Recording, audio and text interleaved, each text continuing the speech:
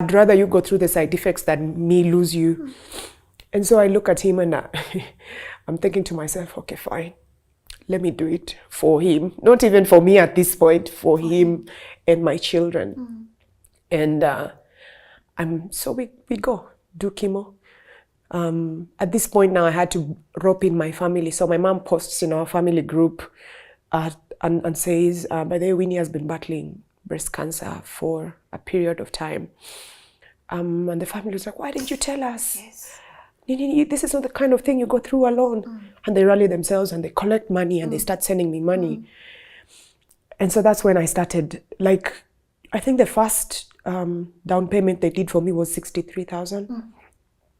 And I was in shock because I remember after Dan says that we have to do chemo, I went down on my knees and I said, you are such a sadistic God, but I'm going to pray to you anyways because I have no one else to pray to. I don't believe in Satan. I'm not a Satanist. I believe there's a superpower out there, so I'm not an atheist and I have to belong somewhere. So I'm going to pray to you anyway. If you can hear me, this is the moment for you to come through. And I tell him, I am not going to borrow a single cent for this treatment. You call yourself the father of silver and gold. You will give me that silver and gold. You say you love me. You will see me through this. Do you know, the following day, my family members M-Pesa me 63,000. And so at this moment, I get a bowed moment and I'm like, did God just answer my prayer? So that means you're there. That means you're listening. You're not just hearing me, you're listening to my requests. And I started changing my mindset. My mom got me this prayer book that I would use to recite prayers about disease, about foreign agents, about health in general. And I started doing those prayers. And I started looking into how to take advantage of the midnight hour. I know most people don't know this. Na watu husema usiku ni ya wachawi. But as much as usiku ni ya wachawi, that's why you should pray.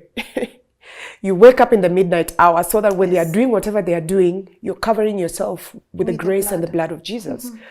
And so I started doing these prayers. Wasn't.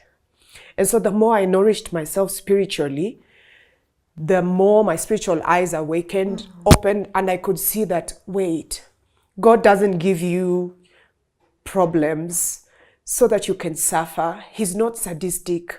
He loves you because he wants to build character. He wants to use you to get to others. Case in point, if I had stood here and said, hey, stop eating that, stop doing that, you know that's not healthy for you, and I've not walked down this road, who would listen? Nobody. Nobody. But after everything I've been through, if I tell you, Lynn, wachana na sukari, it's not good for your health. Tastes like sweeter than honey and sugar combined. Like hivyo kidogo. So usiwai potea njia ukaweka half a teaspoon of stevia kwa chai because you won't be able to drink it. That's how sweet it is. But it's the only form of sugar that your body can digest. And so with more research, I got more alternatives, healthier alternatives. It doesn't mean, I'm a baker myself. It doesn't mean stop eating the good things. It just means find healthier ways of doing it, of eating the same thing. At this point, I decided, let me go public because I cannot carry this burden alone. And at first I used to think if I went public, people are going to scrutinize and say, maybe she deserves that. Maybe there's someone I wronged somewhere and they say, she deserves that. And part of me just was pushing to go public. And so I said, I cannot let the breast cancer month end without me doing anything. And so I did this whole photo shoot and I posted online. And half the world assumed I was doing it because my mom had cancer.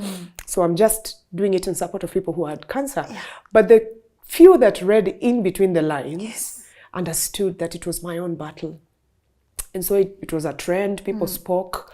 People said whatever they said, and now guess what? Human beings being human beings, the same people who were bashing me online came back to say, oh my God, Dida, I'm sorry, I didn't know you have cancer. But you see, it shouldn't have to be like that. There you go. There you go. it shouldn't take someone going through something bad for you to revert your statements or the way you think about someone. There you go. And we spend so much time trying to tear each other down that we forget. Whenever I do my posts, there's always a hashtag humanity, or I refer to people as humans, because I feel we've forgotten the sense of humanity, of what it means to be human. Yeah. We tear each other down. And for what? Absolutely nothing. 10, 20 years ago, people used to tear each other down to get to the top. Yeah. These days, we just tear each other down for absolutely no gain. Zero. And so I said, okay, first and foremost, this experience is teaching me not to be mindful about what people are saying online, because human beings will always speak. I started focusing on the positives, on the people inboxing me and saying, Winnie, my mom is battling cancer. Winnie, ilifika mahali, it felt like I was a doctor. And I have my own burdens at that time. And so I would break down in the house and I'm like, do these people know that I'm also going through problems of my own? Like, why are they bringing me their own problems? Why don't they just go to hospitals the way I did? Yes. And I realized that sometimes they're just looking for an emotional shoulder to lean on. And I started changing my mindset. I started understanding, okay, because my diagnosis came around the time I had started Sultana. And God equipped me to have the Sultana job, to be able to pay for my medical bills. And around Sultana is when I got really famous, because that's a daily show. Everybody knows you. So this whole process was for me to be a shoulder to lean on for the other people that are going through what I'm going through. And the findings that I am getting are for me to share with them. Yes. And so I understood that God put me on this journey to be able to serve as an example, not in a bad way, for people to see, look, you can go through this and still stand. If you feel like giving up, there's someone who's still going through it. Because my journey is not a journey of, I used to have. My mom stands and says, you know, I had cancer 7 years ago. I say, I'm still battling breast cancer, but I'm here. I remember negotiating in the hospital with the doctor, because they were telling me I have to do these weekly cancer treatments. And I'm like, absolutely not. I have a job, I have children, and I want to continue living my life. And the doctor is looking at me like, have you gone crazy? And I'm like, I'm serious. I don't want to live for the disease. The disease will live for me. And I was so serious about that. And I negotiated. I told him, please make my treatments every 21 days, because my mom had done every 21 days. But you see, that was back then. And 21 days is what was making people so sick. They would vomit, they would diarrhea. The weekly treatments, unapewa dawa in small doses. So it doesn't affect you as much. But I was like, you know what? Give me the 21-day treatments. In my doing diet, I didn't feel like diet was working. But I think diet is what got me through chemo. Because as people were growing thin, some of my colleagues died in the process. I was beginning to regain my body. The more I did chemo, the healthier I looked.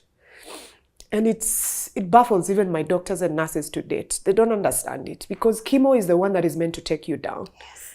First round of chemotherapy went horrible. I was rushed back to hospital in the middle of the night, and everyone just knew, okay, this is it, she's dying. And I pulled through. We didn't sleep that night. It was such a horrible night. And so we were scared to go in for the second round, but I went in and absolutely nothing happened. Tukaanza kuvaa bands, because I lost my hair hapa kwanza. So tukaribu continuity. And by the time we were done shooting, I didn't comb my hair for 2 weeks, because every time I would touch it, inabaki kwa nywele. And in my head, I'd say this fancy prayer to God and say, hey, since you answered me with the... See how we plan for God. Since you answered me with the treatment, finances and all that, I have surely not borrowed a single cent. You've seen me through. Then I can be the 1%, because we are told that 1% of people don't lose their hair.